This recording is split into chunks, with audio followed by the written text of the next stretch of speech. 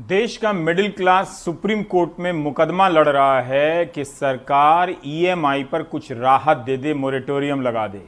वहीं मध्य प्रदेश में मंत्रियों के टैक्स सरकार देती है और इस पर 2 करोड़ रुपए खर्च करती है। कर्मचारियों का डीए रुका है, वेतन वृद्धि रुकी है, एरियर रुका है, लेकिन कोरोना काल में भी 1,70,000 से ज्यादा तनख्वाह कमाने वाले मंत्री जी की तनख्वाह मध्य प्रदेश सरकार सरकारी तिजोरी से भरेगी। जनता त्राही त्राही करे, लेकिन नेताजी की शान में गुस्ताखी न हो, इसलिए दौरे, अतिथि सत्कार, यात्रा के लिए 41 करोड़ 79 लाख रुपए का बजट जारी हो चुका है। आईपीएस आईएएस नाराज न हो, इसलिए उनका भी सीपीएफ 4% बढ़ाया गया है। पहले वाले मुख्यमंत्री जी भी खुश रहें, इसलिए उनके वेतन भत्तों और दूसरे खर्चों पर भी 94,85,000 रुपए का प्रावधान रखा गया है। सामान्य प्रशासन वाले राज्य मंत्री जी शायद कागज देखना भूल गए, इसलिए हम पर नाराज हो गए, लेकिन कैबिनेट के कृषि मंत्री जी कहते हैं इसमें गलत क्या है।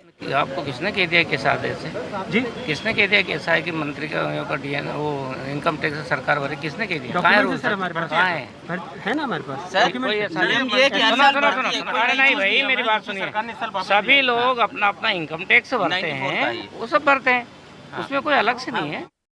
देखिए, ये कोई पहली बार नहीं हो रहा है, ये तो हमेशा ही देती है सरकार। लेकिन कोरोना काल में नहीं, देखिए ये तो एक हमेशा रहा है, कोई पहली बार नहीं। कांग्रेस गवर्नमेंट रही, उनने भी किया है कि विधायकों का मंत्रियों का, देखो विधायकों का मंत्रियों का जो इनकम टैक्स लगता ही नहीं है, वो सरकार देती है हमेशा। अभी सबके अधिकारियों का, कर्मचारियों के डीए रुके हैं, भुगतान नहीं हो रहा बहुत सारी चीजों में, तो ऐसे में मंत्रियों को भी तो कट लेना चाहिए। मंत्री देखिए, मंत्री अपनी तनख्वाह में से 30% राशि दे रहे हैं, तो सारे कर्मचारी हमने भी दिया है। नहीं 30% दे रहे हैं भाई हम।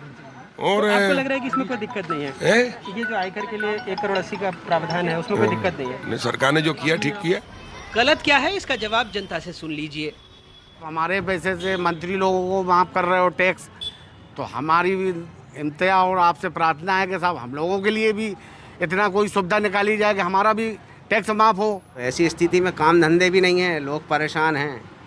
अब आधे से ज़्यादा लोग तो घर ही बैठे हुए हैं, धंधे नहीं है, इसलिए बेरोजगार है। आम पब्लिक का भी तो ध्यान दें इनके साथ में, उनके लिए क्या व्यवस्था कर रही है। पुराने मुख्यमंत्रियों की शान वैसे तो बरकरार है, लेकिन फिलहाल कांग्रेस को ऐतराज है। इससे शर्म की कोई बात नहीं हो सकती, जहां पूरे देश में एक आह्वान किया गया है कि जितने भी जनप्रतिनिधि अपनी सैलरियां घटाएं, और सब सरकारों ने की, यहाँ तक कि बीजेपी की उत्तर प्रदेश सरकार ने अपने मंत्रियों की सैलरी काटी।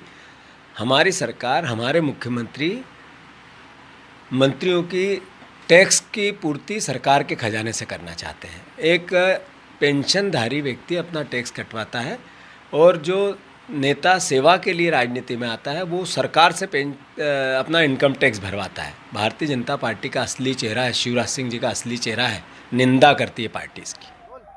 कोरोना काल में जब माननीयों ने 30% तनख्वाह में कटौती का ऐलान किया तो खूब ढोल पीटा गया, लेकिन जब टैक्स तक सरकार भरने लगी तो मामला गुपचुप ही रहा। हालांकि इस मामले को सामाजिक कार्यकर्ता डॉक्टर आनंद राय अदालत तक ले गए हैं। ये हालात तब हैं जब राज्य की आर्थिक स्थिति चरमराई हुई है। मुख्यमंत्री शिवराज सिंह चौहान 169 दिनों में 8,000 करोड़ रुपए का कर्ज ले चुके हैं। प्रदेश सरकार ने इस बार बजट का आकार 28,000 करोड़ रुपए घटाकर 2,05,000 करोड़ रुपए के करीब रखा है। कई विभागों को रकम खर्च करने से पहले वित्त विभाग की अनुमति लेने का प्रावधान कर दिया गया है, लेकिन लगता है जब बात माननीय की हो तो सब माफ है। देश में लगभग 5 राज्यों की तरह मध्य प्रदेश में भी मंत्रियों और संसदीय सचिवों के आयकर को भरने की जिम्मेदारी भी सरकार उठा रही थी, और ये व्यवस्था 1994 से लागू थी। लेकिन अब प्रमुख विपक्षी दल कांग्रेस का कहना है कि उत्तर प्रदेश की तरह मध्य प्रदेश में भी सरकार को ये व्यवस्था खत्म कर देनी चाहिए। भोपाल से कैमरा पर्सन रिजवान खान के साथ अनुराग द्वारी, एनडीटीवी इंडिया। तो इन खबरों को देखते हुए आप दर्शकों को ये बात समझ में आई कि गोदी मीडिया पर चलने वाले प्रोपेगेंडा से आपको क्या मिल रहा है। आप देख रहे थे देश की बात 6 से 7।